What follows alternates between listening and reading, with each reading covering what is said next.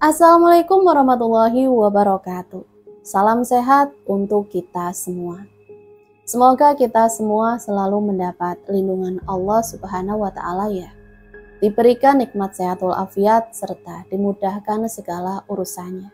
Amin ya robbal alamin. Nah, kesempatan kali ini Mimin akan membagikan satu cerita misteri. Nah, seperti apa ceritanya? Mari kita mulai.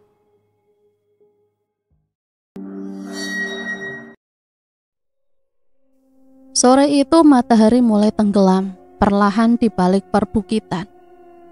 Langit berwarna oranye keemasan, memantulkan cahaya hangat ke permukaan jalanan yang perlahan mulai sepi.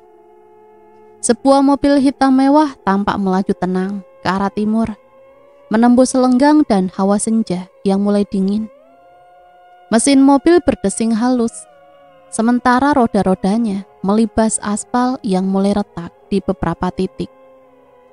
Di balik kaca jendela yang sedikit buram oleh embun, duduk dua perempuan muda yang tampak mencolok di tengah sunyinya jalan desa. Wajah mereka ayu, anggun, dan terawat. Salah satunya adalah Rani, perempuan berusia 27 tahun, yang berasal dari kota besar di Jawa Tengah. Ia mengenakan blus hitam dengan potongan tegas dan celana panjang krem. Wajahnya menunduk, memandangi jemarinya sendiri yang saling menggenggam erat di pangkuan. Matanya kosong, namun sorotnya menyimpan luka dan dendam yang dalam.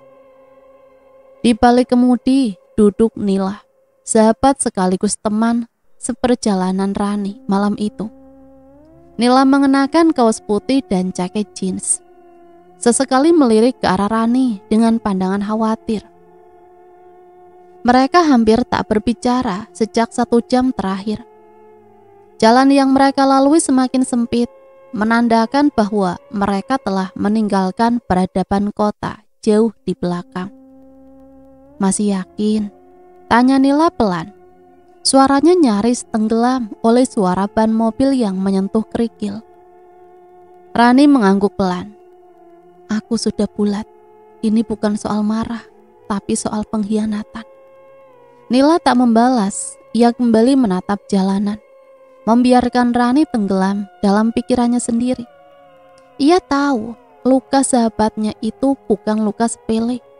Dan malam itu, mereka bukan sedang menuju ke tempat pelipur lara.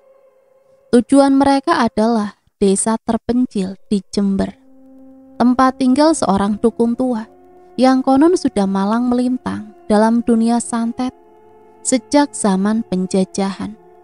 Mbah Karwo, nama yang sering dibisikkan dari mulut ke mulut oleh mereka yang mencari keadilan lewat jalur gelap. Bukan Banyuwangi, meski banyak orang tahu daerah itu dikenal dengan ilmu hitam, tapi Rani diberitahu bahwa dukun yang paling ditakuti justru berada di pedalaman Jember. Hidup menyendiri di balik belantara bambu dan gunung. Ilmunya lebih tua, lebih murni, dan lebih haus tumbal. Dan itu yang Rani cari. Seseorang yang bisa membantunya menghancurkan seluruh keluarga si pengkhianat, dari orang tua hingga istrinya. Satu persatu. Perjalanan itu memakan waktu hampir 8 jam. Mereka hanya berhenti sejenak untuk mengisi bensin dan makan di pinggir jalan. Langit sudah gelap sempurna saat mobil mereka memasuki sebuah jalan desa yang hanya cukup dilewati satu mobil. Rumah-rumah mulai berjauhan, lampu-lampu suram menggantung seperti lentera tanpa nyawa. Aroma tanah basah dan daun bambu menyergap dari jendela yang dibuka sedikit. Kayaknya ini jalannya, gumam Nila sambil memperlambat mobil. Mobil mereka berhenti di ujung jalan tanah yang semakin menyempit, diapit oleh barisan rumpun bambu yang menjulang tinggi. Di balik remang dan kabut malam, tampak samar sebuah rumah tua berdinding kayu dengan atap icuk yang mulai rusak. Itulah rumah Mbah Karwo. Tanpa banyak kata, Rani membuka pintu mobil Tumit sepatunya menyentuh tanah dengan bunyi lirih. Angin berembus dingin membawa suara lirih dari pepohonan. Ia melangkah perlahan ke depan rumah, disusul oleh Nila. Di bawah cahaya bulan yang muram, rumah itu tampak seperti tak berpenghuni. Pintu depannya tertutup rapat, tanpa lampu, tanpa suara dari dalam. Rani mengetuk 3 kali, lalu diam, mengetuk lagi. Masih sunyi, namun saat mereka hendak berpaling, suara langkah kaki terdengar dari belakang mereka. Rani menoleh dan terlonjak kaget. Di sana berdiri seorang lelaki tua dengan tubuh kurus tinggi. Rambut panjang memutih dan kulit yang tampak seperti kayu lapuk. Wajahnya tenang, namun sorot matanya tajam, seperti menembus isi hati. Ia mengenakan kain hitam panjang hingga ke mata kaki, dan di tangannya menggenggam tongkat bengkok dari akar pohon. Mencari siapa? Tanyanya pelan. Suaranya seperti desir angin bercampur pasir. Maaf mbah, saya Rani. Saya ingin minta bantuan, ucap Rani gugup. Mbah Karwo tersenyum kecil. Sudut bibirnya terangkat tanpa rasa hangat. Masuklah, udara di luar terlalu banyak bisikan. Ruang dalam rumah itu remang. Cahaya berasal dari lampu minyak yang tergantung di langit-langit. Dinding rumah penuh dengan rajah dan gambar-gambar aneh yang dilukis dengan arang. Aroma dupa dan bunga setaman menyengat, menyatu dengan bau tanah basah dan benda-benda tua. Rani dan Nila duduk di atas kain mori hitam yang dibentangkan di lantai. Di hadapan mereka, meja kayu tua penuh sesajen. Kembang 7 rupa, kendi tanah, botol kecil berisi cairan merah, dan boneka pocong kecil dari kain putih yang terikat dengan benang hitam. Mbah Karwo duduk bersila, menatap mereka dengan mata tak berkedip. Orang datang ke sini biasanya karena 3 hal, ucapnya sambil menyusun dupa di atas bata kelapa. Asmara, harta, dan dendam. Kau termasuk yang mana? Rani menjawab dengan suara pelan namun tegas. Dendam, Mbah. Dendam yang dalam. Saya ingin satu keluarga hancur, dari kepala keluarga sampai istri, biar mereka tahu rasanya disakiti. Mbah Karwo mendengus lalu menatap tajam. Apa kau sudah siap menanggung akibatnya? Ini bukan permainan anak kecil. Sekali jalan tak bisa kembali. Saya siap, Mbah, apapun itu. Mbah Karwo menghela nafas panjang. Ia menatap wajah Rani lama, seolah masih memberi kesempatan untuk berubah pikiran. Kau masih muda, Nduk, cantik. Masih banyak lelaki baik yang mungkin akan datang padamu. Jalan hidupmu panjang. Jangan habiskan hanya untuk dendam. Namun Rani sudah tak goyah. Luka di hatinya telah menjelma menjadi tekad yang tak bisa digoyahkan oleh kata-kata. Baiklah. Mbah Karwo terdiam beberapa saat, lalu menunduk dan mulai mengambil beberapa benda dari kotak kayu. Sebilah keris kecil berukir, segumpal tanah kuburan, boneka pocong, dan sebuah kelapa gading muda. Aku akan gunakan ilmu paling tua. Namanya Gading Cunduk Sukmo. Santet ini akan mengambil 1 nyawa dari keluarga itu setiap malam Rabu Pahing. Tapi ingat, jin santet ini rakus. Harus diberi makan. Jika tidak, dia akan balik memakan pengirimnya. Apa yang harus saya siapkan, Mbah? 3 ekor ayam cemani. Darahnya diteteskan ke dalam kendi tanah liat. Letakkan di belakang rumahmu setiap malam Jumat. Jangan telat, Nduk. Rani mengangguk tanpa ragu. Ritual pun dimulai. Mbah Karwo meminta beberapa helai rambut dan setetes darah dari ujung jari Rani yang ia tusuk dengan keris kecil terukir. Ia kemudian mengambil sebuah kelapa gading muda, sebuah boneka pocong kecil dan segenggam tanah kuburan yang kering, sambil melafalkan mantra-mantra kuno dalam bahasa Jawa halus. Ia mulai memasukkan benda-benda itu ke dalam kelapa. Ajaibnya, tanpa membelahnya, semua masuk hanya dengan satu usapan di permukaan tempurung. Rambut dan darah Rani langsung terserap ke dalamnya. Nila yang menyaksikan hanya bisa mematung. Rani pun tak mampu berkata-kata. Ia sadar ini bukan permainan. Setelah selesai, kelapa itu dibungkus dengan kain mori, lalu diserahkan pada Rani. Kuburkan ini 7 langkah dari rumahnya, arah barat.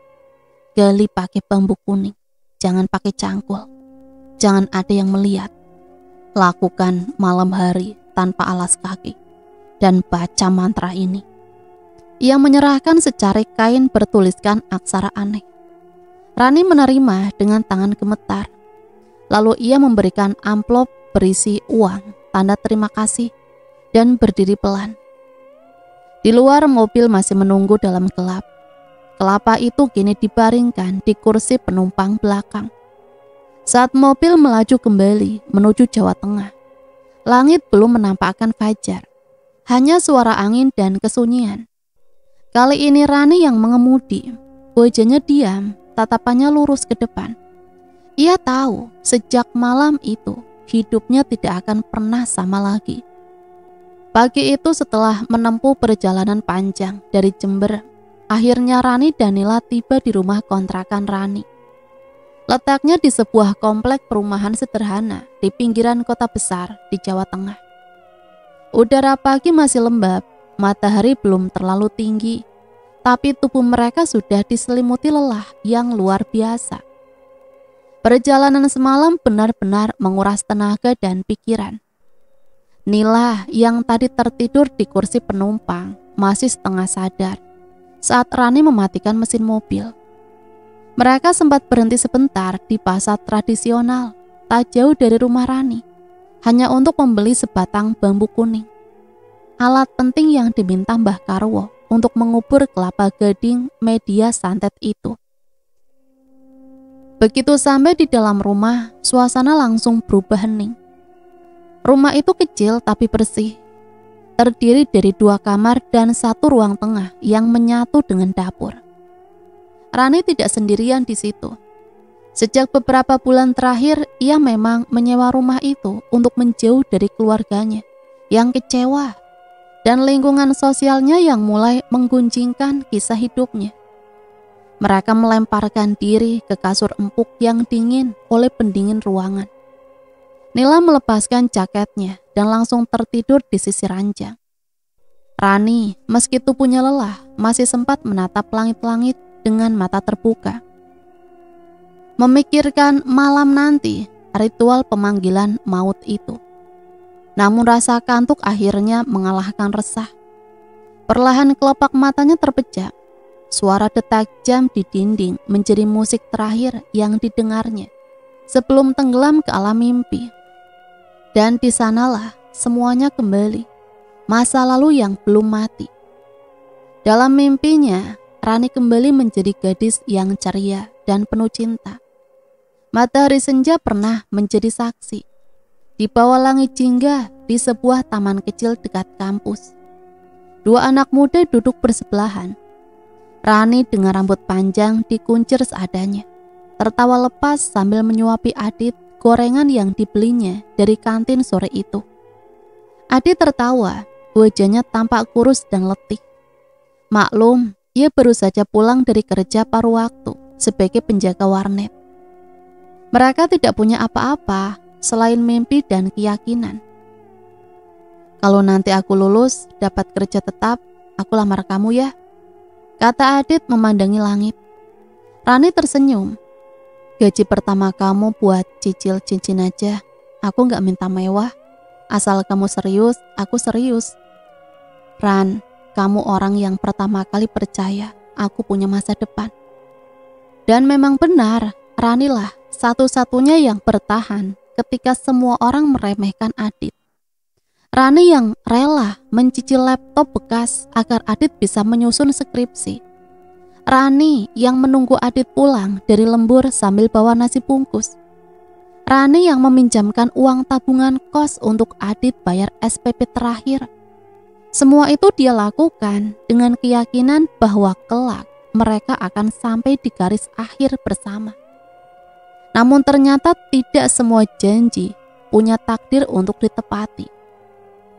Beberapa tahun setelah lulus, Adit mulai berubah. Ia bekerja di perusahaan besar, berpenampilan rapi, wangi, dan mulai jarang mengabari. Rani mencoba mengerti, meyakinkan diri bahwa Adit sedang menata masa depan mereka. Tapi ia tahu, perlahan lelaki yang dulu ia cintai habis-habisan itu mulai menjauh. Hingga suatu sore yang dingin, Adit datang ke kontrakan Rani.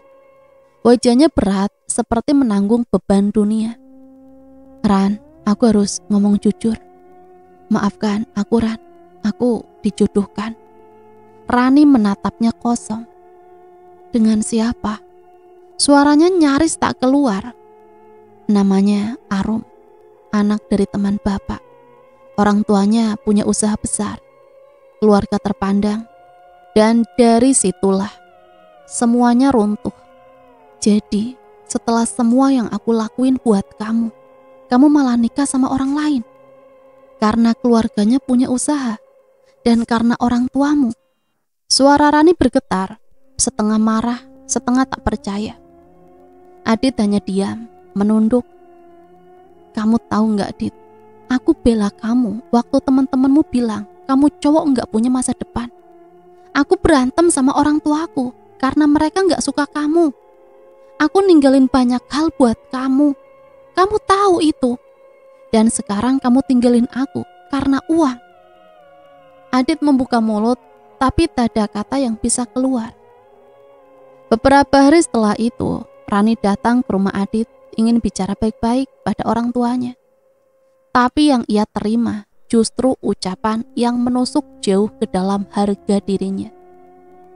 "Rani," kata ibu Adit dengan suara tenang tapi dingin, "kamu perempuan baik, tapi kamu bukan istri yang cocok untuk Adit.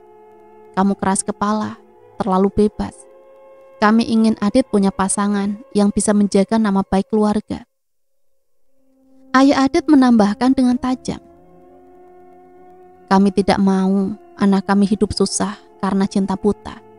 Hidup itu butuh realistis. Menikah dengan kamu hanya akan membuat hidupnya berat dan susah." Rani pulang sambil menahan tangis. Ia mengurung diri di kamar selama berminggu-minggu. Makanan hanya disentuh sedikit. Tubuhnya mengurus, matanya sembab. Malam-malamnya dipenuhi tangisan. Tubuhnya gemetar karena marah, kecewa, dan terluka. Ia pernah berpikir mengakhiri hidup, bahkan sempat berdiri di tepi jembatan. Tapi pada malam itu, Nila datang tepat waktu. Ia memeluk Rani yang nyaris melompat, menangis bersamanya, dan berkata, "Kalau dunia ini gak adil sama kamu, ya udah, kita balikin ke mereka. Kamu gak salah, Ran. Mereka yang jahat. Dan kadang kejahatan harus dibalas biar mereka tahu rasanya." Dan malam itu, titik balik hidup Rani dimulai. Malam pun tiba. Hujan gerimis sudah turun sejak sore, mengguyur pelan kota yang sejak tadi mendung, seperti menahan tangis langit. Udara menjadi dingin, menusuk hingga ke dalam tulang. Di luar rumah kontrakan Rani, suara tetesan air dari talang terdengar ritmis, seperti hitungan waktu menuju sesuatu yang kelam. Tepat pukul 10 malam, dua sosok wanita berdiri di depan pintu. Mereka mengenakan mantel hujan tipis, kepala tertutup helm. Motor Nila, motor tua berwarna hitam, sudah menyala pelan dengan lampu redup menyinari jalanan basah. Di jok belakang terbungkus kain mori dan plastik bening. Sebuah benda berat diletakkan dengan hati-hati. Kepala gading berisi boneka pocong dan tanah kuburan dari tangan Mbah Karwo sendiri. Malam itu mereka tidak banyak bicara, Tak ada tawa, tak ada basa-basi. Yang tersisa hanya tatapan saling menguatkan dan dada yang dipenuhi tekad dan dendam. Perjalanan menuju desa tempat tinggal Adit memakan waktu sekitar 30 menit. Sepanjang perjalanan hanya suara hujan dan mesin motor yang terdengar. Jalanan sepi, rumah-rumah tertutup rapat. Lampu-lampu jalan berkedip samar, sebagian padam karena hujan. Desa yang mereka tuju terletak di dataran agak tinggi, pinggir kota, di mana bangunan-bangunan baru mulai menggusur sawah-sawah tua. Sesampainya di gerbang desa, Nila turun duluan. Ia memilih menunggu di bawah pohon waru besar, tidak jauh dari Gapura. Sementara Rani melanjutkan perjalanan dengan berjalan kaki tanpa alas, membawa kelapa gading dalam merangsel khusus. Matanya awas, melirik ke kanan, ke kiri, memastikan tak ada satupun warga yang terjaga atau melihat. Jalanan desa itu becek dan licin. Sisa tanah merah melekat di sepatu boot yang ia kenakan. Daun-daun pisang di tepi jalan bergetar, tertiup angin, menyisakan suara gesekan seperti bisikan. Cahaya bulan tertutup awan, menyisakan malam yang remang dan menggigilkan. Hingga akhirnya, ia tiba di depan sebuah rumah 2 lantai. Rumah Adit. Bangunan itu masih baru, catnya belum sepenuhnya kering. Pagar depan belum selesai dibuat. Lampu teras menyala lemah, dan di dalam rumah semuanya gelap. Tanda penghuni sudah tertidur lelap. Rani berdiri di pinggir tembok barat rumah itu. Nafasnya memburu, jantungnya berdetak cepat. Bukan karena takut ketahuan, tapi karena apa yang akan ia lakukan bukanlah hal biasa. Ia menatap rumah itu dengan tatapan kosong, lalu melangkah maju. 1 langkah, 2 langkah, hingga 7 langkah dari tembok. Ia berhenti, jongkok perlahan. Dari dalam rangselnya, ia mengeluarkan bambu kuning yang tadi dibeli di pasar. Dengan hati-hati, ia mulai menggali tanah pekarangan. Gerimis masih turun, membasahi rambut yang keluar dari bawah mantel hujannya.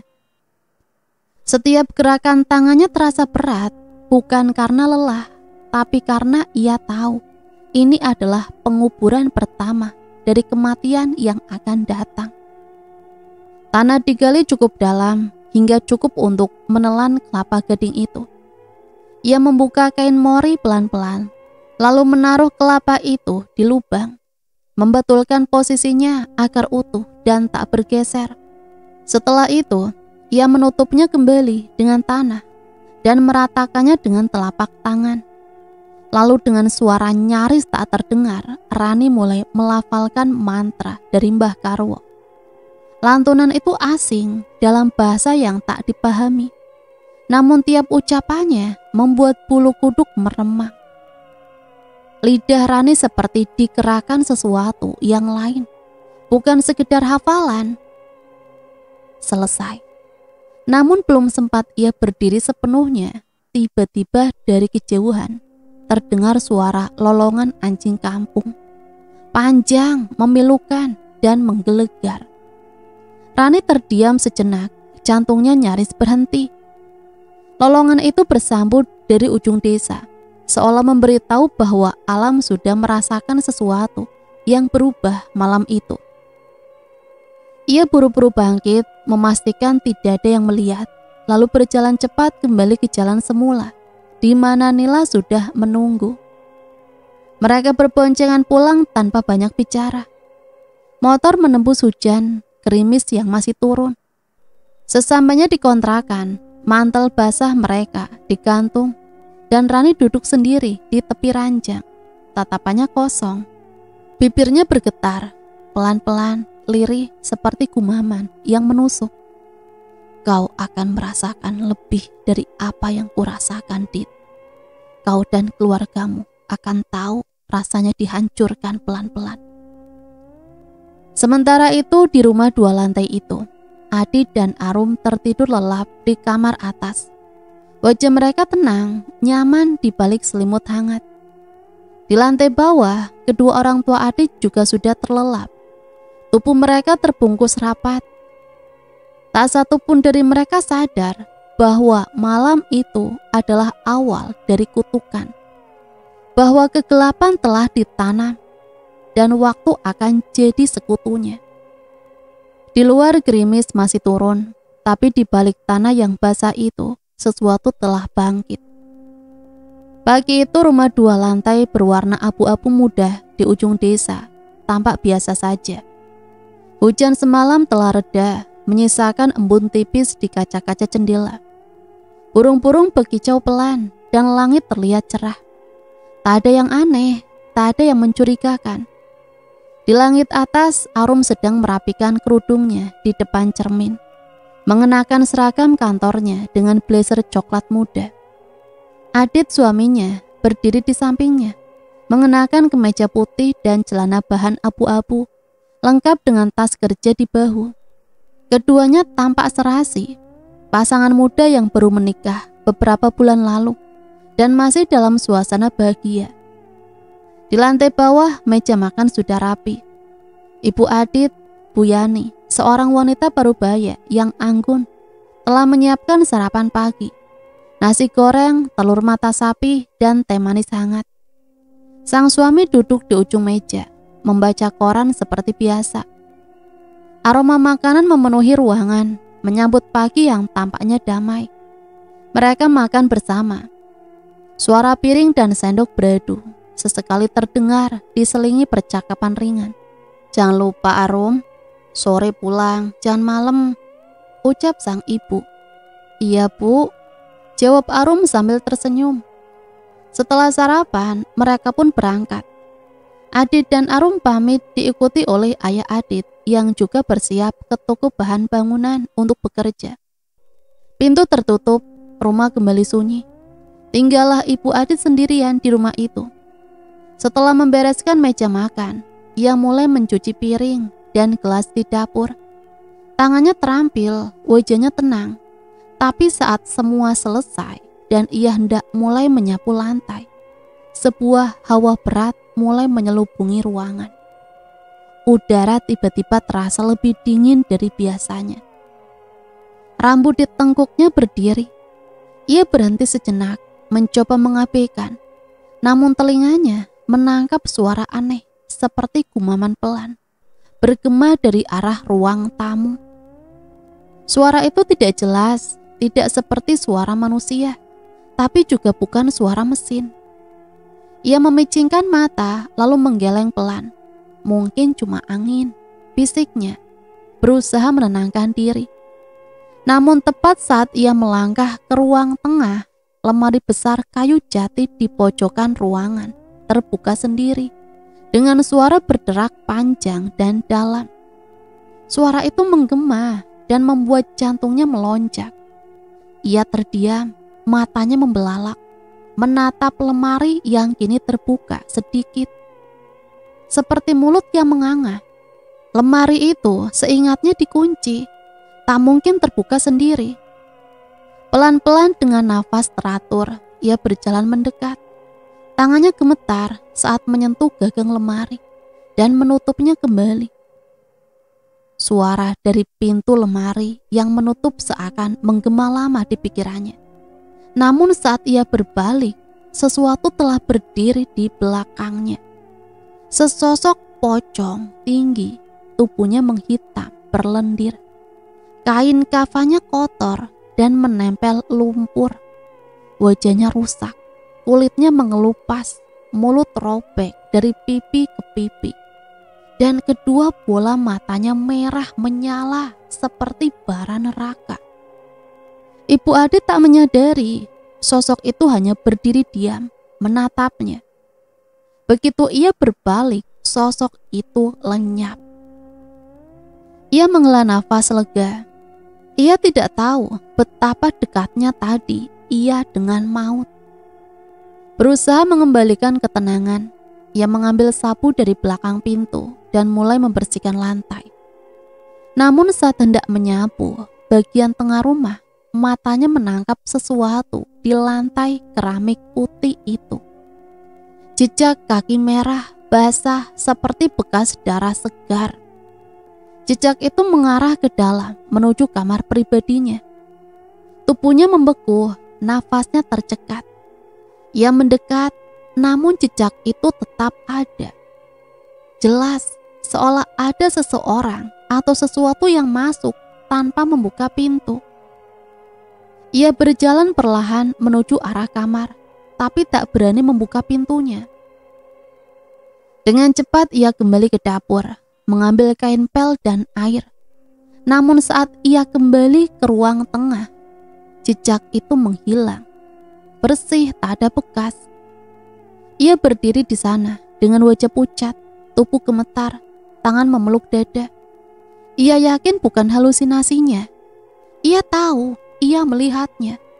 Bau amis darah bahkan masih tercium samar. Tanpa pikir panjang, ia menaruh kain pel dan memutuskan keluar rumah. Tak sanggup lagi sendiri di tempat itu. Ia melangkah cepat ke rumah tetangga sebelah, pura-pura ingin bertamu. Tapi dalam hatinya, ia tahu ada yang tak beres. Ada yang jahat yang telah masuk ke rumah mereka. Dan itu baru permulaan. Sore menjelang malam, langit tampak kelabu. Awan menggantung rendah, seolah enggan bergerak. Di depan rumah 2 lantai itu, suara motor terdengar mendekat. Pak Sutris baru pulang menepikan kendaraannya di halaman. Tak lama kemudian suara mobil berhenti di pinggir jalan, dan turunlah Adit dan Arum dari dalamnya. Bu Yani menyambut mereka dengan senyum lega. Sudah beberapa hari ini hatinya tak tenang. Tapi melihat seluruh keluarganya kembali berkumpul di rumah, setidaknya sedikit mengurangi kegelisahan itu. Namun menjelang waktu maghrib, sesuatu mulai terasa aneh. Bu Yani duduk di ruang tengah sambil melipat pakaian. Udara di sekitarnya mendadak berubah, dingin, sangat dingin. Padahal jendela sudah tertutup rapat. AC tidak menyala dan angin pun nyaris tak terasa. Ia menggosok-gosokkan lengannya yang merinding. Ia berdiri, mengambil jaket dari lemari, memakainya, tapi dingin itu tetap menusuk. Pak Sutris yang baru keluar dari kamar memperhatikan istrinya yang tampak menggigil. "Kamu kenapa, Bu? Sakit?" Bu Yani menggeleng, wajahnya pucat. "Enggak, Pak, cuma hawanya dingin banget, enggak biasa." Pak Sutris menghela nafas dan menganggapnya hanya masuk angin. Malam pun bergulir. Setelah sholat Isya, satu persatu penghuni rumah masuk kamar. Adit dan Arum tidur di lantai atas, sementara Pak Sutris dan Bu Yani seperti biasa di kamar depan lantai bawah. Ketika lampu dimatikan dan sunyi menyelimuti rumah, Bu Yani masih terjaga. Matanya menatap langit-langit. Tubuhnya menggigil meski sudah memakai selimut tebal.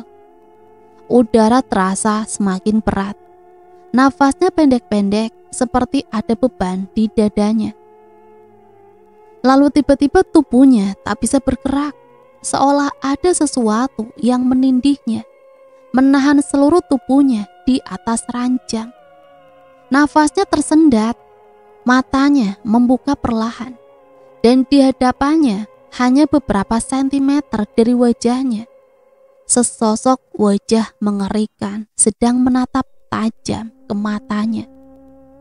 Wajah pocong rusak, kulitnya mengelupas, matanya merah menyala, mulut robek seperti disayat, dan nafasnya berbau busuk tanah kuburan. Bu Yani ingin berteriak, tapi tak bisa. Bibirnya kaku, tangannya kaku. Ia hanya bisa menutup mata rapat-rapat sambil menahan isak yang tak terdengar. Begitu azan subuh berkumandang dari masjid kecil di ujung desa, tubuhnya tiba-tiba bebas. Ia terduduk, nafasnya terengah, keringat dingin membasahi tubuh. Ia memegangi dadanya, menangis pelan, tapi tidak berani membangunkan suaminya yang tertidur di sebelah. Hari-hari setelahnya jadi neraka baginya. Siang hari ia sering mendengar suara langkah kaki di dalam rumah. Meski tak ada siapa-siapa, Bau busuk seperti bangkai sering datang dan hilang begitu saja. Piring bergetar sendiri, lampu menyala dan mati, dan kadang ia melihat bayangan seseorang berjalan cepat di pojok ruangan. Malam-malamnya tak lebih baik. Tindihan terjadi hampir setiap malam, dan wajah pocong itu selalu muncul. Wajah itu tak hanya menakutkan, tapi seolah penuh kebencian, penuh amarah yang dalam. Tubuh Puyani makin lemah, wajahnya semakin pucat, nafasnya sering tersengal. Ia mencoba bercerita kepada suami dan anaknya. "Pak, Dit, rumah ini gak beres. Ibu sering diganggu. Ibu merasa dia datang tiap malam." Namun Pak Sutris hanya mengelus bahunya. "Bu, kamu tuh kecapean, mungkin masuk angin. Jangan mikir yang aneh-aneh." Adit pun menyaut sambil tersenyum. "Ibu jangan terlalu stres, nanti makin sakit." Ucapan-ucapan itu justru membuat Puyani merasa sendirian dalam ketakutannya. Hingga akhirnya malam Rabu Pahing pun tiba. Sejak siang bau busuk sudah menyelimuti rumah. Bukan bau got, bukan bau masakan basi, tapi bau anyir darah dan tanah basah, seperti aroma dari liang kubur. Pak Sutris malam itu mendapat giliran ronda. Ia pamit keluar selepas Isya. Puyani ditinggal sendirian di rumah. Ia berusaha tetap tenang, tapi dalam hatinya ada perasaan kuat. Malam ini akan berbeda. Malam ini ada yang akan datang untuk mengambil. Sekitar jam 11 malam, ia akhirnya terlelap. Namun tidur itu tak berlangsung lama. Tepat pukul 12, ia terbangun.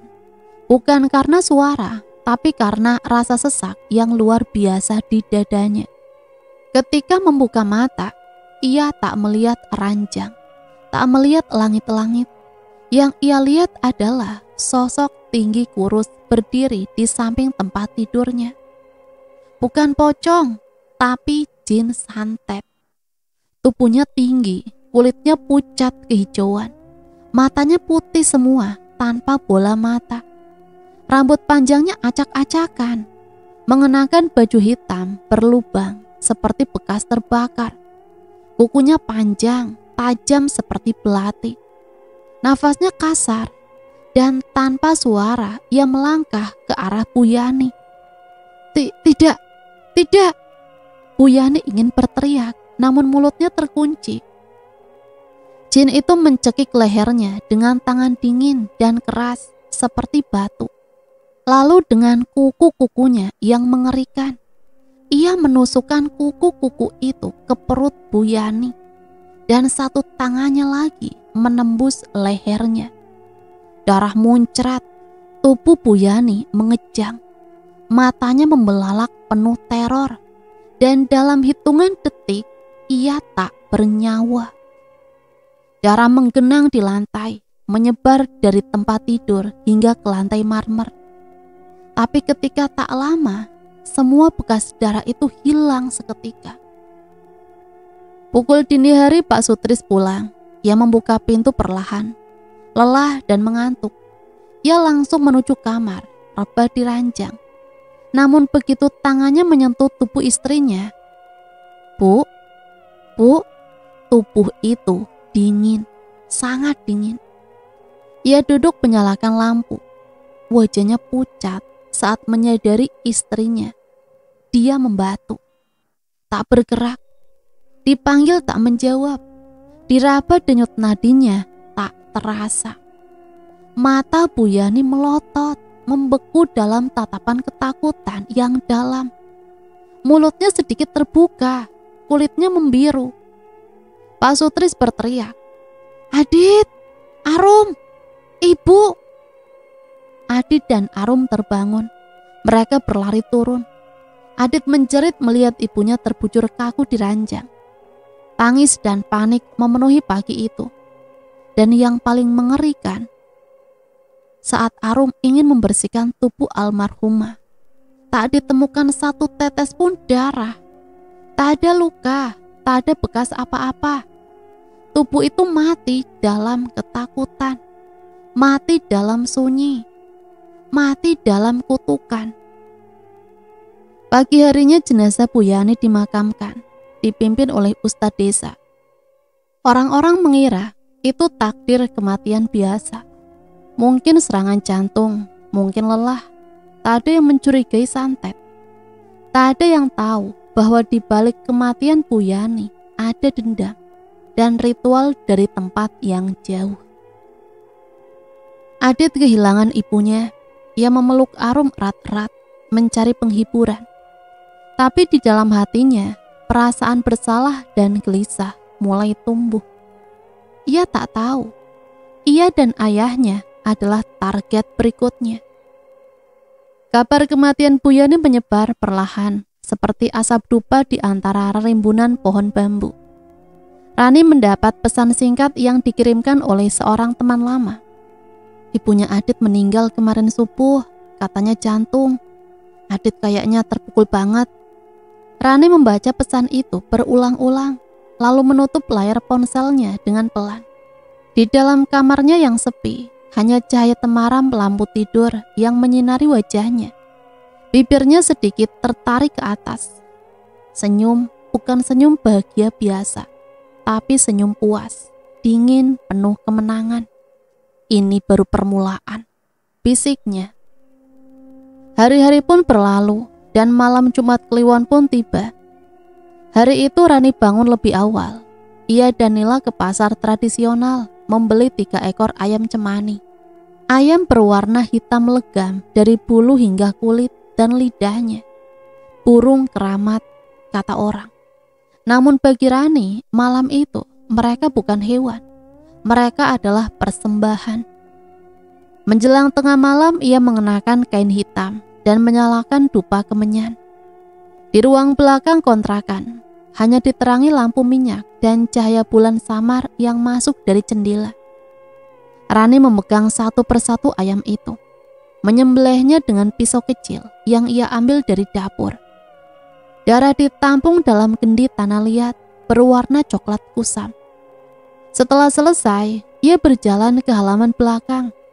Angin malam berembus pelan, daun pisang berdesir pelan. Ia menggenggam kendi itu dengan 2 tangan, berjalan tanpa alas kaki, lalu meletakkannya di tanah di tempat yang tepat seperti yang diperintahkan. Tak ada suara, tak ada saksinya, hanya langit malam dan tanah yang kini menerima tumbal darah pertama.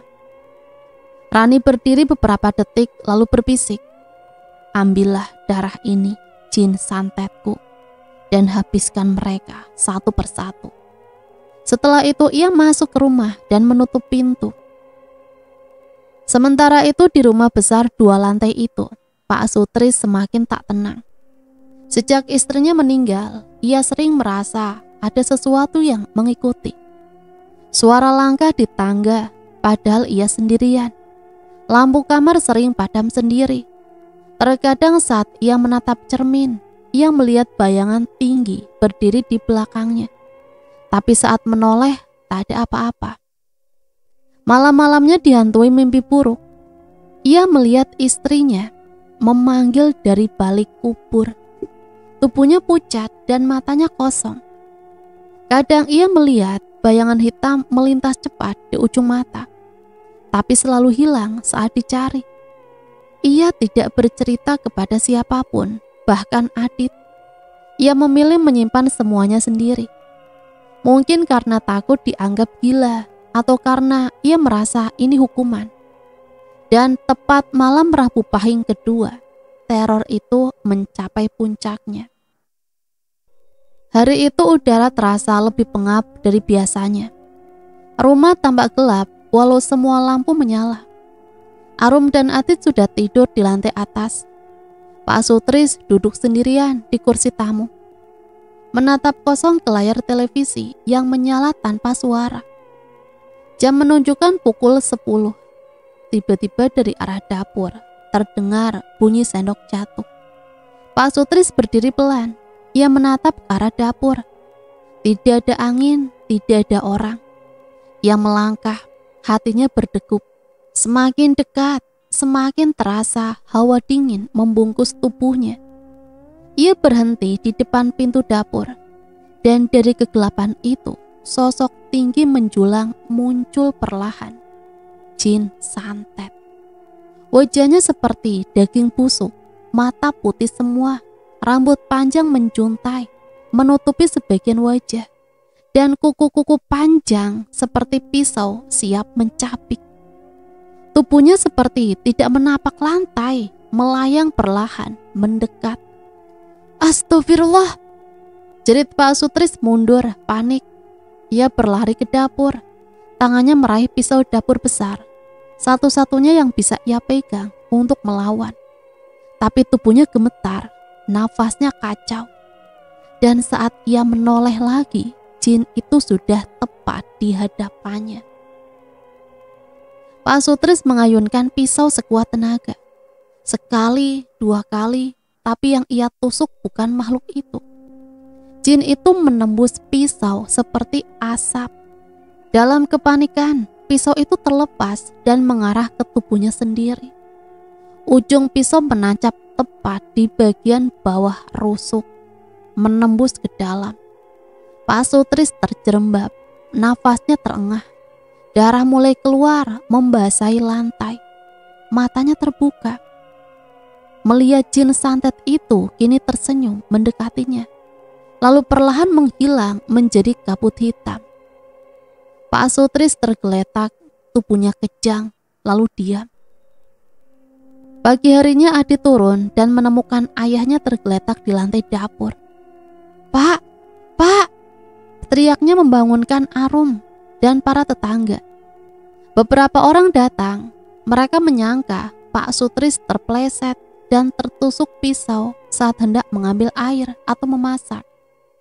Namun tak ada yang tahu bahwa ketakutan dan kepanikan dari teror gaiblah yang menyebabkan kematiannya.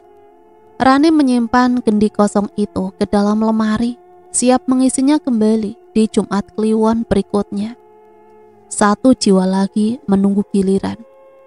Kepergian kedua orang tua dalam rentang waktu yang begitu dekat membuat hidup Adit terasa runtuh. Ia tidak menangis kencang, tidak meraung, namun diamnya menjadi tanda luka yang dalam. Ia jarang bicara, wajahnya terlalu kosong, pandangan matanya seolah menembus ruang dan waktu. Sudah beberapa malam Adit duduk sendirian di ruang tamu, tepat di sudut kanan tempat biasa ibunya menonton sinetron. Ia menatap dinding putih tanpa ekspresi, sementara Arum hanya bisa mengamati dari kejauhan, memendam kekhawatiran yang kian tumbuh. Suaminya kini sering begadang, hanya menyalakan lampu kecil dan menatap layar televisi yang tak pernah benar-benar ia tonton. Bahkan suara TV dibiarkan tanpa volume, hanya gambar bergerak tanpa suara, seperti hatinya sekarang.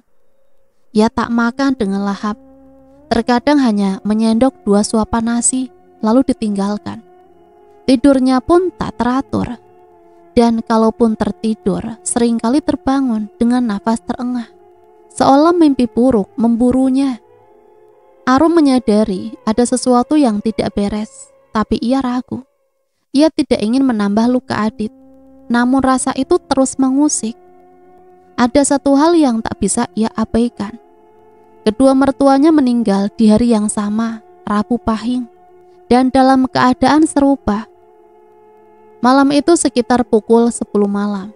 Adi duduk bersandar di sofa, mengenakan kaos abu-abu dan celana santai.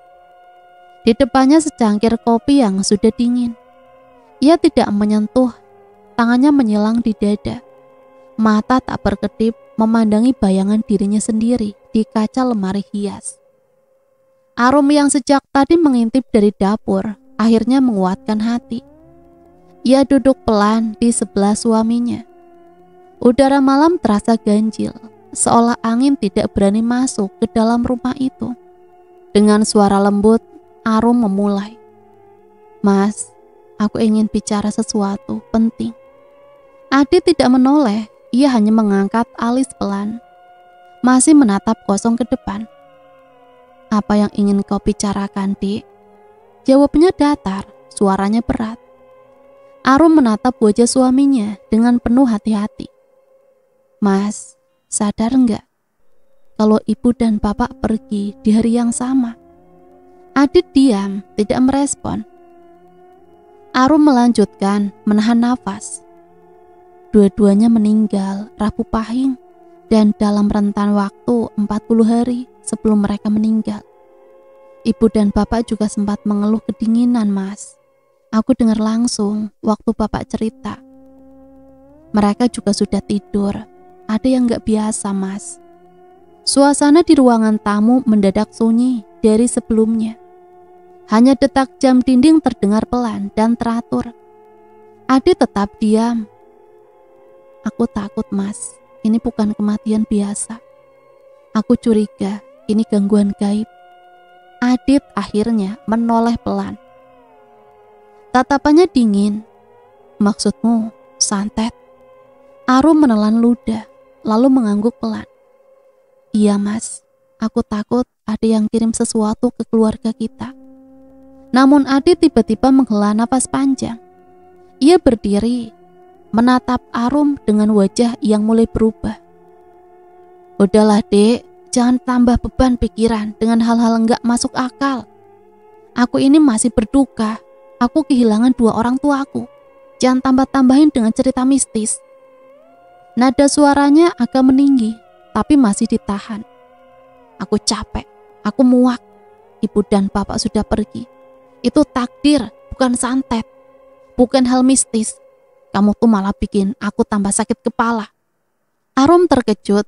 Ia tak bermaksud menyakiti hatinya. Hanya ingin melindungi. Mencari tahu kebenaran yang mengganjal. Maaf, Mas, aku cuma... Udah. Adit memotong. Suaranya dingin dan pendek. Lalu tanpa kata apa-apa lagi, ia berbalik menaiki anak tangga menuju lantai 2. Meninggalkan Arum sendirian di ruang tamu. Langkah-langkah Adit menghilang perlahan. Pintu kamar atas terdengar tertutup pelan. Arum duduk sendirian di sofa, matanya mulai berkaca-kaca. Ia tahu suaminya terluka, tapi ia juga tahu ada sesuatu yang lebih gelap dari sekedar duka. Dan entah kenapa perasaan itu semakin kuat. Sesuatu yang belum selesai, sesuatu yang mengincar. Sudah hampir 1 minggu sejak Arum membuka percakapan tentang firasatnya malam itu.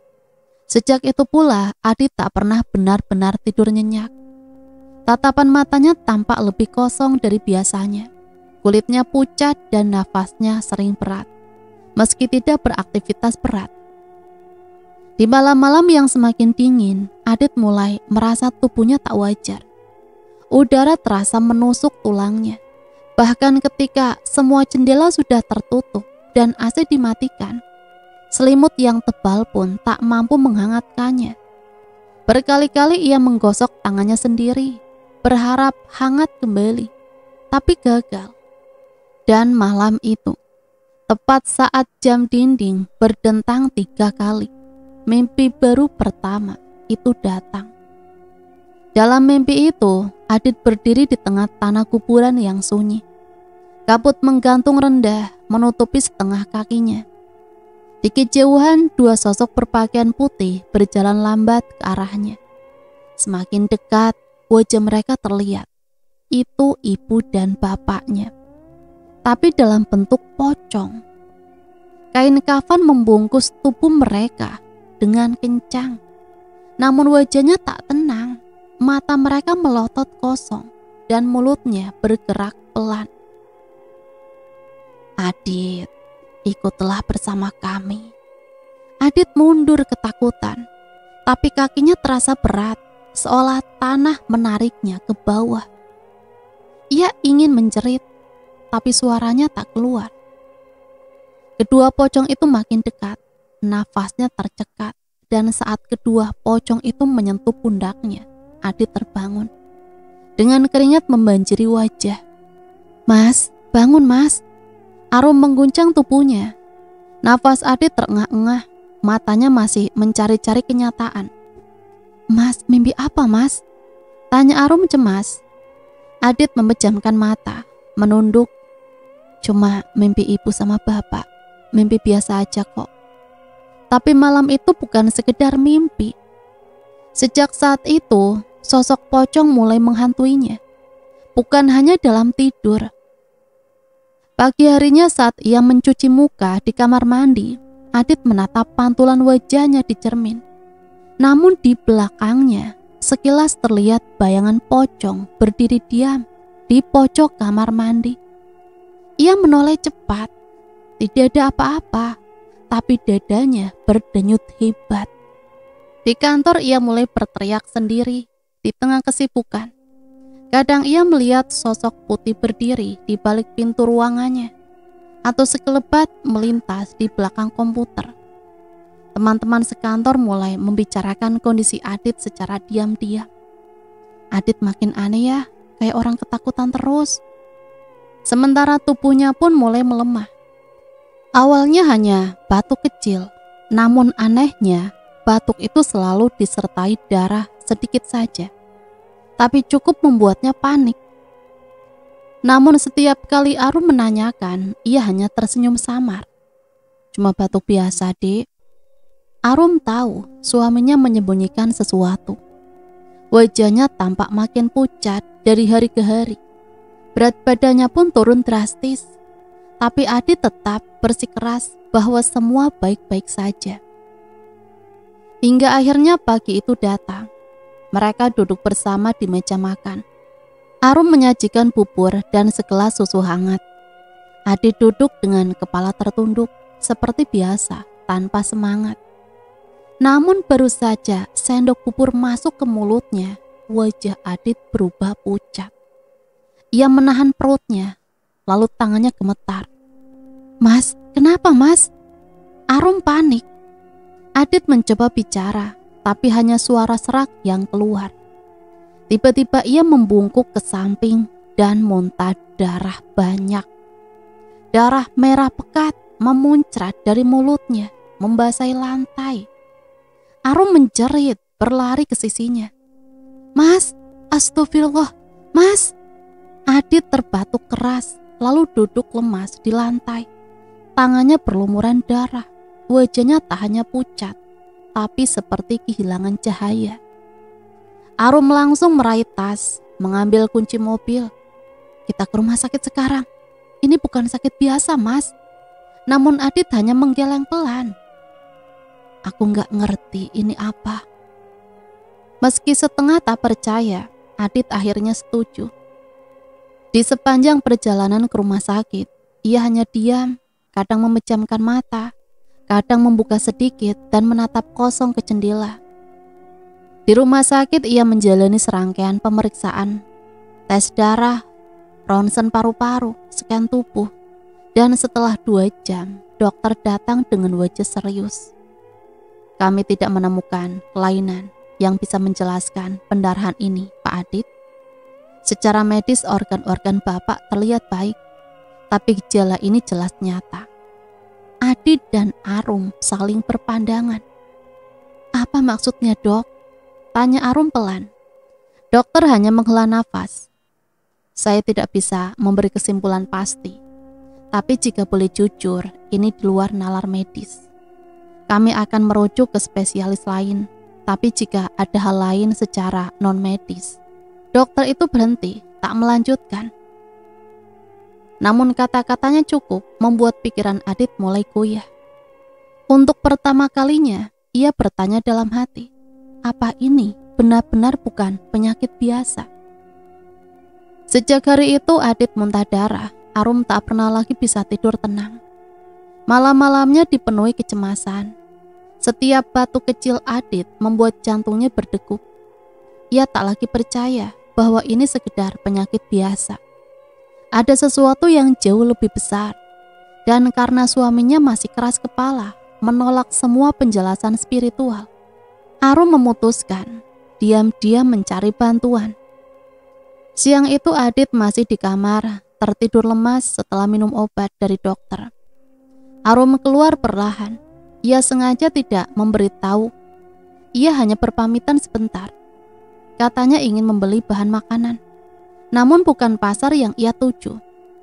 Dalam pikirannya terngiang kembali satu nama yang pernah disebut oleh tetangganya dulu. Seorang ketua kampung yang katanya bisa merasakan hal-hal gaib. Namanya Bu Murni, seorang janda tua yang hidup sederhana di rumah kecil di ujung desa.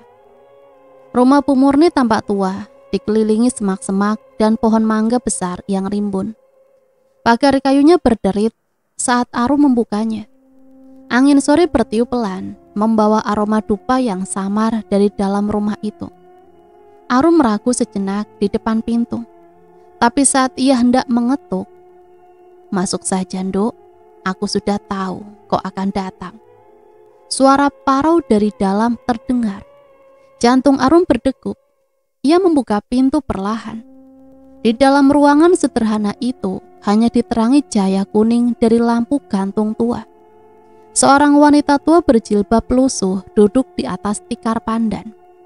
Wajahnya keriput, namun tatapannya tajam dan dalam, seperti bisa menembus isi hati. "Duduklah," ucap Bu Murni tanpa bertanya lebih lanjut. Arum duduk perlahan di depannya. Beberapa detik ia hanya diam menunduk, namun air matanya mulai menetes. "Bu, suami saya takut ada yang mengirim." Bu Murni memejamkan mata. Tangannya bergerak pelan, meraba udara di depan wajah Arum. "Aku lihat bayangan hitam besar mengikuti suamimu, Nduk. Bukan satu, tapi dua. Dan itu bukan jin biasa. Itu kiriman." Arum menahan nafas. "Dua? Satu sudah mengambil 2 nyawa dari rumah kalian. Satu lagi sedang bermain di pikirannya, menanamkan takut, gelisah, dan sebentar lagi bisa menghancurkan raga." Arum terisak. "Apa masih bisa diselamatkan, Bu?" Bu Murni membuka mata. "Insya Allah, tapi waktumu tidak panjang. Kau harus kuat karena kegelapan itu dikendalikan oleh seseorang yang sangat dendam." "Apa saya boleh tahu siapa pelakunya?" Bu Murni menatap tajam, lalu pelan-pelan menggeleng. "Bukan saatnya. Fokuslah keselamatan suamimu dulu. Nanti akan datang waktunya kebenaran terungkap." Bu Murni lalu bangkit dan mengambil segelas air putih dari kendi tanah. Ia membacakan beberapa doa pelan, namun khusyuk. Aroma wangi daun bidara dan kemenyan samar-samar terasa di udara. "Berikan ini padanya malam nanti sebelum tidur. Tapi jangan bilang apa-apa dulu. Kalau dia menolak, campurkan ke minumannya diam-diam. Ini hanya untuk menenangkan jiwa, agar cahaya bisa masuk ke dalam dirinya." Arum menerima gelas itu dengan kedua tangan. Tangisannya pecah kembali. Namun kali ini bukan karena takut, melainkan karena ada harapan. "Terima kasih, Bu. Semoga Allah balas kebaikan panjenengan." Bu Murni hanya tersenyum samar. "Kegelapan tidak akan bertahan lama jika kau tetap berdoa. Tapi jangan pernah lalai memberi makan jiwamu sendiri." Malamnya Arum pulang dan mendapati Adit duduk di ruang tengah. Tatapannya masih kosong, namun tubuhnya terlihat lebih tenang. Arum menyeduhkan teh hangat dan diam-diam dia menuangkan air dari Bu Murni ke dalam cangkir suaminya. "Minumlah, Mas, biar tidurmu nyenyak." Adit meminum tanpa curiga. Dan malam itu untuk pertama kalinya setelah sekian lama tidurnya tanpa mimpi buruk. Namun jin itu belum menyerah. Dan Rani kini mulai merasakan kehadiran sesuatu yang menghalangi kekuatannya. Beberapa hari setelah Arum memberikan air doa dari Bu Murni, keadaan Adit tampak membaik. Tidurnya lebih tenang, batuk darah berkurang, dan meski masih lemas, Adit mulai tersenyum meski hanya sebentar-sebentar. Arum pun ikut tenang, walau dalam hatinya ia tahu ini hanya ketenangan sebelum badai. Dan benar saja, tepat 2 hari menjelang Rabu Pahing, badai itu datang dengan wajah yang jauh lebih kejam dari sebelumnya. Malam itu sekitar pukul 11, Arum baru selesai membereskan dapur ketika terdengar suara langkah cepat dari arah kamar. Ia segera menghampiri dan mendapati Adit berdiri gemetar di pojok kamar. Tubuhnya menggigil meski selimut menutupi tubuhnya. Mas kenapa mas? Arum panik menghampiri Adit. Adit tidak menjawab, nafasnya memburu, matanya menatap lurus ke arah lemari. Dan kemudian ia berteriak keras seperti orang kesurupan. Jangan dekat-dekat, jangan! Teriaknya histeris sambil mundur ke dinding. Arum menoleh ke arah yang dilihat Adit. Tidak ada apa-apa. Tapi Adit menatapnya dengan penuh horor. Dia di situ, pocong itu. Dia bilang, aku akan mati. Dia bilang, aku pengkhianat. Dia Rani. Dia menyebut nama Rani. Arum terdiam. Nama itu begitu asing, tapi juga membuat bulu kuduknya berdiri. Dia bilang, aku ninggalin dia. Pas sudah sukses, aku buang dia. Aku hancurkan dia. Tuhan, aku gak pernah nyangka dendamnya sampai segininya. Adit terjatuh, bersujud memukul-mukul lantai. Tangisannya pecah. Arum menahan tubuh suaminya yang menggigil hebat. Ia bisa merasakan kulit Adit sedingin es, bahkan lebih dingin dari air di kulkas. Tubuh itu seperti tidak dialiri darah, terlalu pucat. Arum hanya bisa menangis dan memeluknya. Sudah mas, sudah, aku percaya. Aku percaya ini bukan hal biasa. Kita akan lawan ini. Dan saat itulah untuk pertama kalinya Adit mengangguk. Ia menyerah, ia tak lagi menyangkal. Tolong dek, tolong selamatkan aku. Keesokan paginya, Arum segera menghubungi Bu Murni. Tak butuh waktu lama, perempuan tua itu datang dengan membawa tasbih, air doa, dan beberapa bungkusan kain putih dari sorban lama. Begitu masuk rumah, Bu Murni langsung mengernyitkan dahi. Aura rumah ini berat sekali. Jin kiriman itu sudah mengakar. Aku bisa merasakan hawa dendamnya sangat kuat. Ia memasuki kamar Adit yang masih terbaring di tempat tidur. Wajahnya pucat, tubuhnya lemah. Namun baru beberapa langkah, Bu Murni melangkah ke dalam kamar. Adit tiba-tiba menjerit dan bangkit dengan mata melotot. Dia di sini. Dia mau bunuh aku. Adit tiba-tiba muntah darah lagi. Kali ini lebih banyak dari sebelumnya. Warna darahnya kehitaman dan bau amisnya begitu menyengat. Arum menangis memegang tubuh suaminya yang menggigil keras. Tapi Bu Murni tetap tenang. Ia duduk bersilah mengangkat tasbih dan mulai melafalkan doa-doa dalam lirih yang penuh kekuatan. Namun tiba-tiba Adit merasuk. Tubuhnya menegang, matanya berubah, memutih. Dan suara yang keluar dari mulutnya bukan lagi suaranya. Kau tak akan bisa mengambilnya. Ini tumbal milik kami. Sudah dicap, ditandai. Rani menyerahkannya dengan darah. Bu Murni tetap melanjutkan bacaan. Keringat mengalir dari dahinya, tapi ia tidak gentar.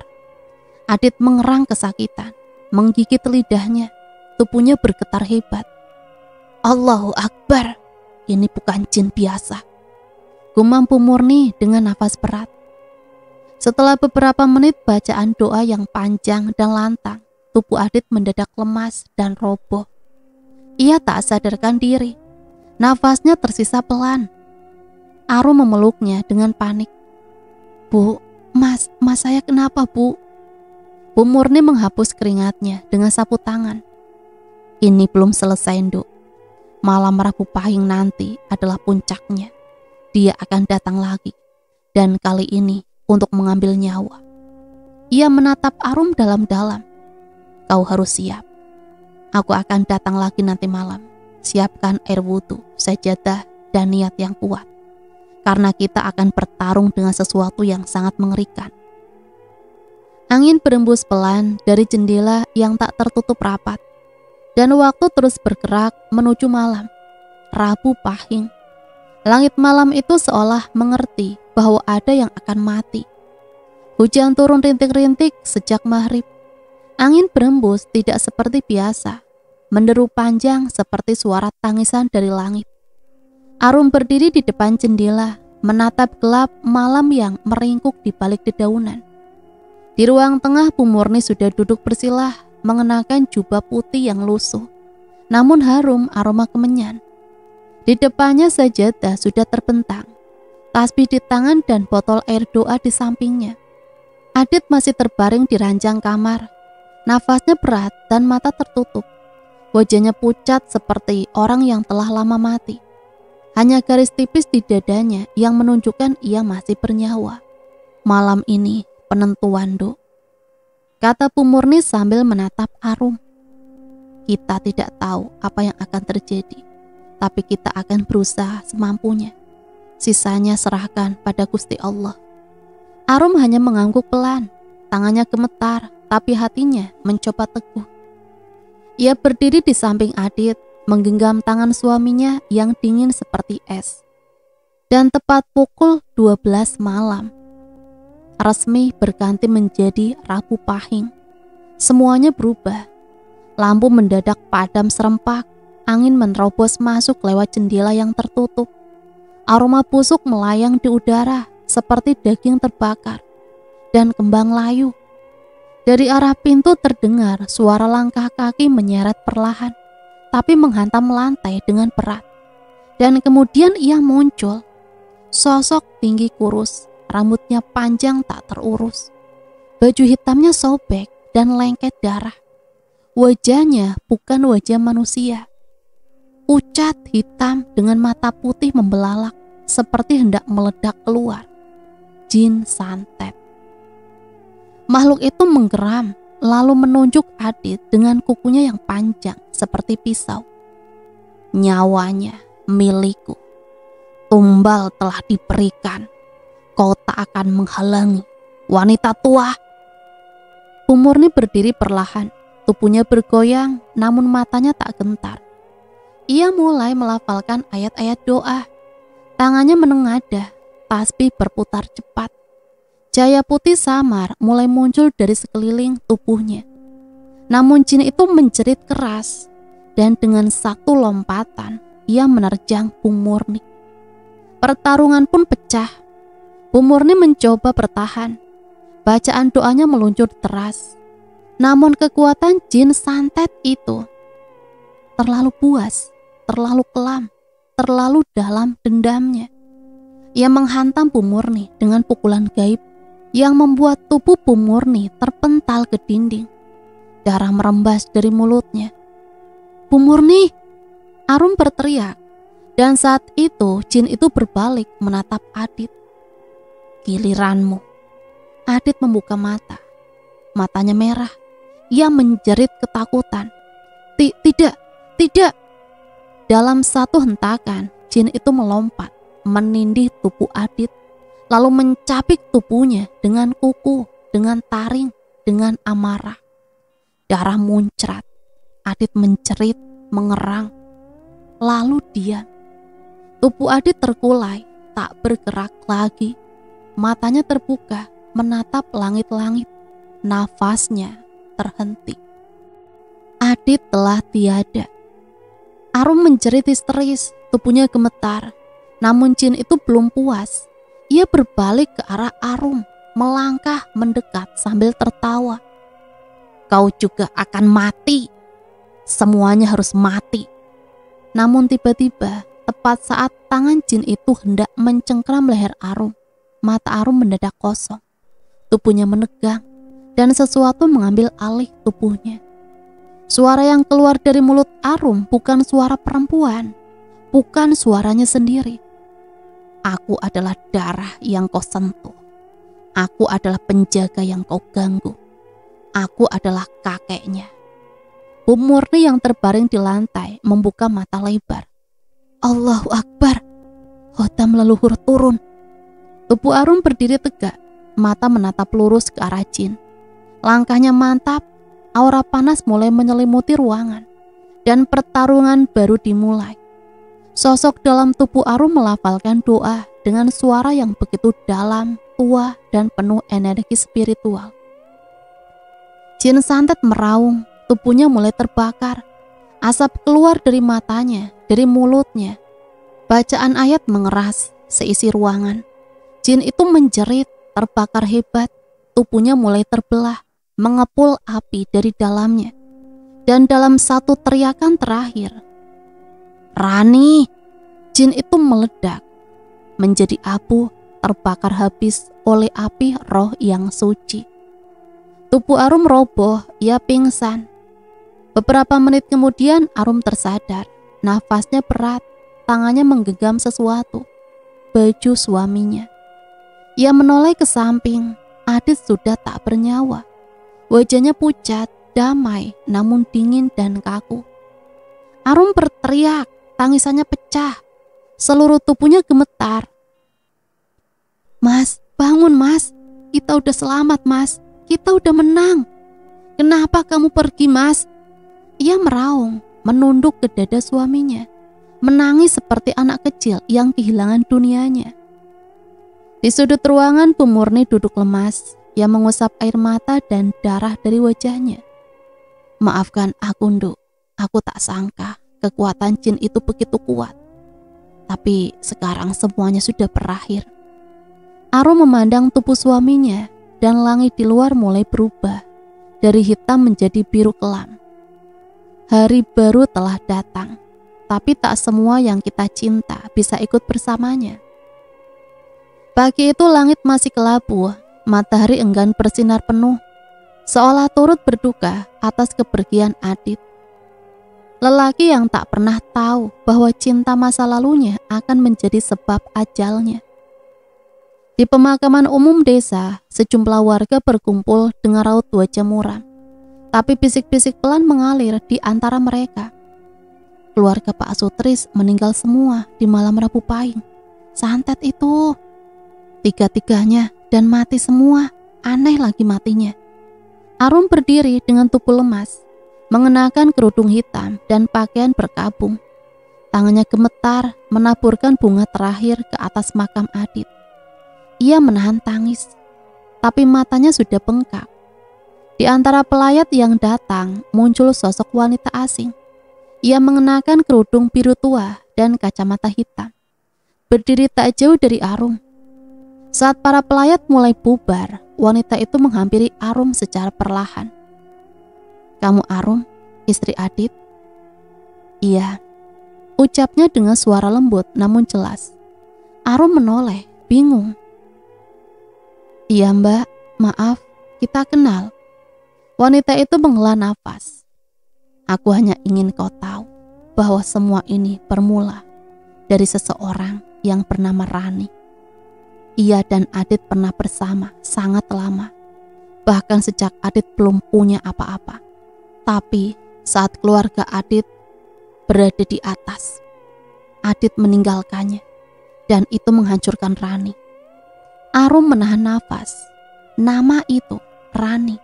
Ia baru mendengarnya dari Adit saat dirasuki jin, tapi ia tak menyangka kisahnya sebesar itu. Ia menggenggam lengan wanita itu. "Siapa Anda? Kenapa tahu semua ini?" Namun sebelum Arum mendapat jawaban, wanita itu sudah mundur perlahan. "Maaf, aku hanya membawa pesan. Jaga dirimu Arum, yang jahat akan selalu mendapat balasannya." Wanita itu berbalik dan pergi menghilang di antara kerumunan tanpa sempat dikejar. Arum hanya berdiri membeku, perasaan campur aduk, marah, sedih, dan tak menyangka bahwa semua ini mungkin bisa dicegah andai Adit dulu jujur. Sore menjelang, Bu Murni datang ke rumah Arum. "Kita harus bersihkan tempat ini, Nduk. Sisa-sisa energi jahatnya masih tertinggal." Dengan membawa tasbih dan dupa dan botol air ruqyah, Bu Murni menyusuri tiap sudut rumah. Saat ia sampai di belakang, ia berhenti 7 langkah dari tembok barat. Gumamnya, dengan sebatang bambu kuning, Bu Murni mulai menggali tanah perlahan. Arum ikut menyaksikan dengan perasaan ngeri. Beberapa menit kemudian, ujung bambu menyentuh sesuatu keras. Sebuah kelapa gading tertanam di dalam tanah, masih utuh. Saat diangkat, Kelapa itu terasa berat dan hangat meski udara sekitar sangat dingin. Bu Murni duduk meletakkan kelapa itu dan mulai membaca ayat-ayat ruqyah. Arum berdiri di belakangnya, tubuhnya bergidik. Lalu kelapa itu dibelah. Aroma busuk langsung menyeruak. Di dalamnya bukan air, tapi segumpal rambut, potongan kain, jarum-jarum berkarat, darah beku, dan sebuah boneka pocong kecil. Mata Arum membelalak. Bu Murni melanjutkan bacaannya. Suara takbir dan ayat Al-Quran menggetarkan udara. Lalu kelapa itu terbakar dengan sendirinya. Api muncul dari dalam dan menyala tanpa bensin, tanpa korek. Membakar habis segala isi kegelapan di dalamnya. Bu Murni menarik nafas berat. Ini santet dari wilayah timur, Jawa Timur. Ilmu santet tua dan kuat. Tapi kamu beruntung, Duk. Kamu masih dilindungi jin putih penjaga keturunanmu. Itu yang mengambil alih tubuhmu malam itu. Rani menunduk, air matanya jatuh, namun kali ini bercampur rasa lega. Akhirnya semua telah berakhir. Namun tidak bagi Rani. Malam itu ia duduk sendiri di rumah kontrakannya yang kecil. Televisi menyala tanpa suara. Di meja ada sisa darah ayam cemani di dalam kendi tanah liat. Rani hendak menuangkannya keluar, tapi langkahnya terhenti. Udara mendadak dingin, sangat dingin. Suara angin seperti bisikan dari balik telinga. Kau pikir semua bisa kau atur? Rani menoleh ke belakang, kosong. Tapi saat ia kembali memandang depan, di depan pintu berdiri sosok yang ia kenal. Sangat ia kenal, pocong itu. Tapi kini bukan hanya pocong. Itu adalah bentuk jin santet yang ia gunakan sendiri. Sekarang berbalik arah. Giliranmu. Sosok itu bergerak cepat, menjerit, menghantam tubuh Rani, menindihnya. Ia mencakar, mencabik seperti yang dilakukan pada Adit. Rani menjerit, meronta. Namun siapa yang akan menolong? Ia sendiri, dalam gelap, dalam sunyi, dalam balasan. Dan beberapa saat kemudian, Rani mati sendirian. Tubuhnya kaku, matanya melotot, bibir membiru. Beberapa hari kemudian, di kota tempat Rani tinggal, seorang tetangga mencium bau busuk menyengat dari kontrakan kecil itu. Saat didobrak, tubuh Rani ditemukan sudah membusuk dengan posisi yang sangat aneh, seperti sedang berteriak. Dan saat warga mengangkat jenazahnya, satu hal membuat bulu kuduknya merinding. Lidahnya tergigit habis.